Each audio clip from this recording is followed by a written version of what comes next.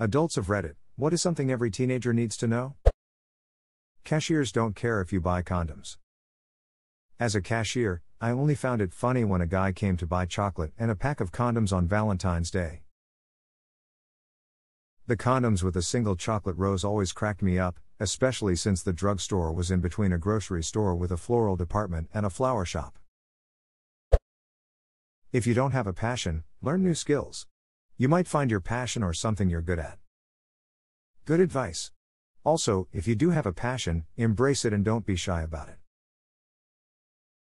Also, if your passion is something creative like art, design, woodworking, basically anything that has a visual aspect.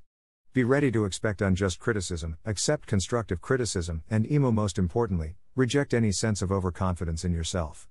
You think you are the best, you tend to not readily accept any criticism and start looking down on the work of others.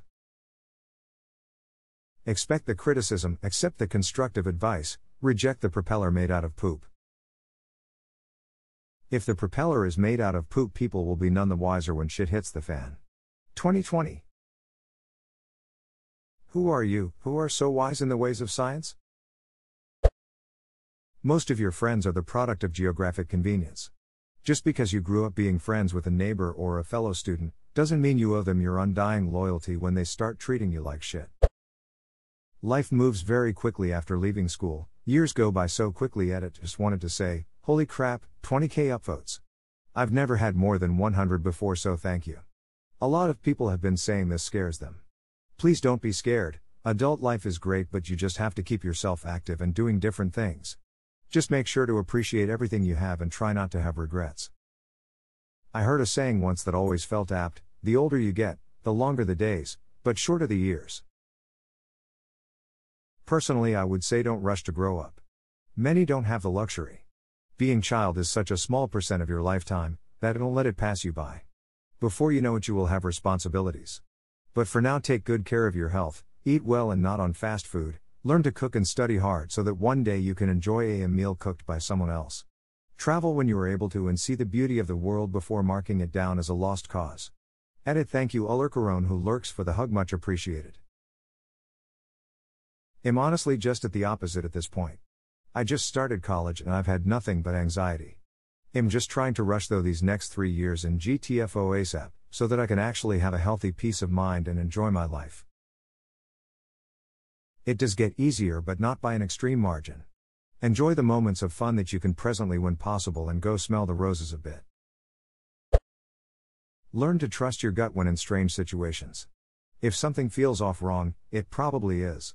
Don't go along with something if it feels wrong. And don't feel bad for not going along. Do what's right for you. And don't belittle someone else for following their gut even if it doesn't make sense to you. Therese, always more to it. Right now isn't the be all and end all. While you shouldn't believe those who say these gonna be the best years of your life, try to make the most of it, to enjoy the ride. Don't be ashamed of your hobbies and passions. Those who make fun of that can go duck themselves. Every feeling you have deserves to be expressed in any constructive manner. Don't fear rejection from those you like, love. Tell them and come what may. Whenever people talk about how these are supposed to be my best years of my life, it makes me sad because I can't see how this is my peak. Not having fun, I'm not experiencing anything and time is passing at it. Seeing the attention this got definitely made it a little better though, smile. Don't worry, my teenage years were some of the worst years of my life both at home and at school. Things got loads better into my 20s and 30s. 30s are frickin' awesome, man. You're old enough to no longer care what people think of you, and you're still young enough to have fun.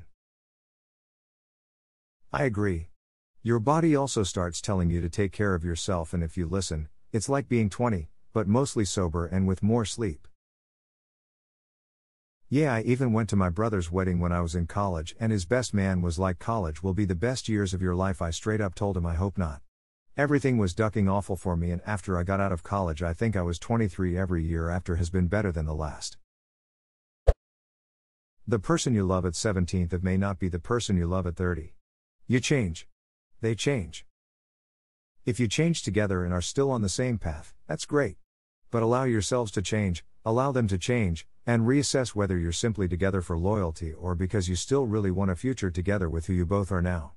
Basically, be willing to let love go. It doesn't mean you didn't love them. You both changed and it happens and it's kinda sad, but will just open you up to be yourself. In addition, allow your love to change. The love you feel at 17 isn't the only love, and it's not necessarily the best love. Also, your love for someone doesn't increase as they do things for you, it increases as you do things for them. If you feel like you're falling out of love, consider whether you're expecting them to tether you or whether you're holding fast to them.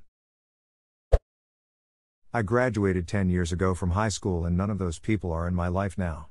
So take your time being you and grow your self-esteem and talents now over wasting time trying to impress those pricks you won't even remember in a few months after graduation. Edit, it seems like there is some confusion as to my advice.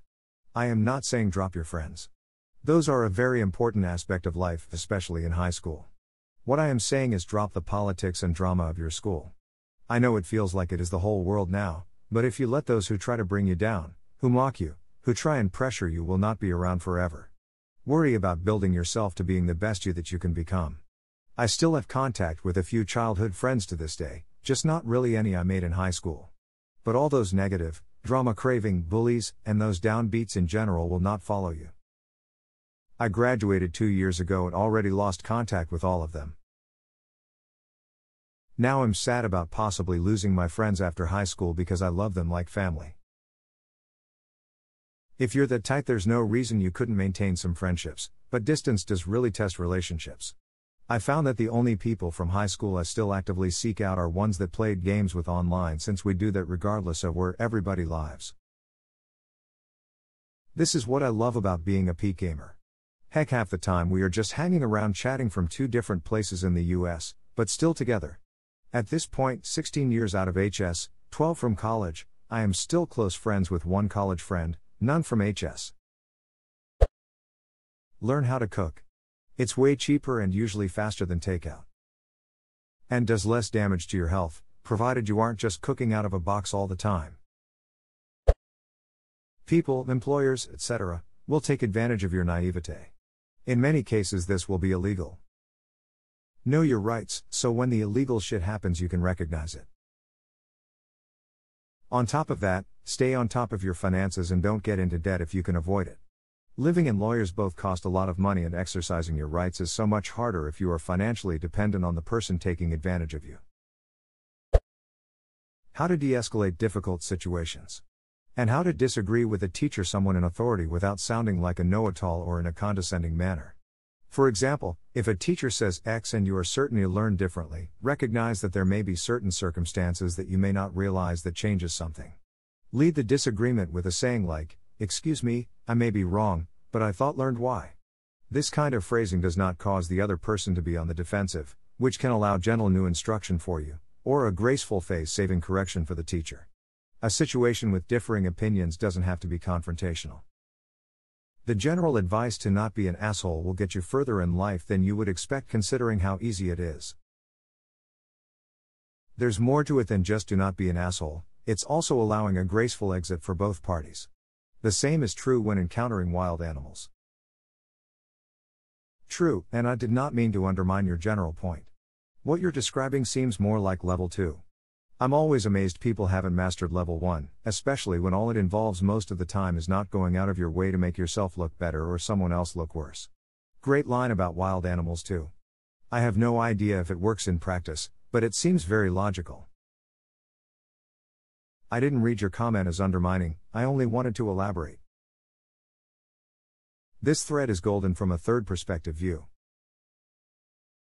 It's a great example of what they're talking about. How meta. Smile.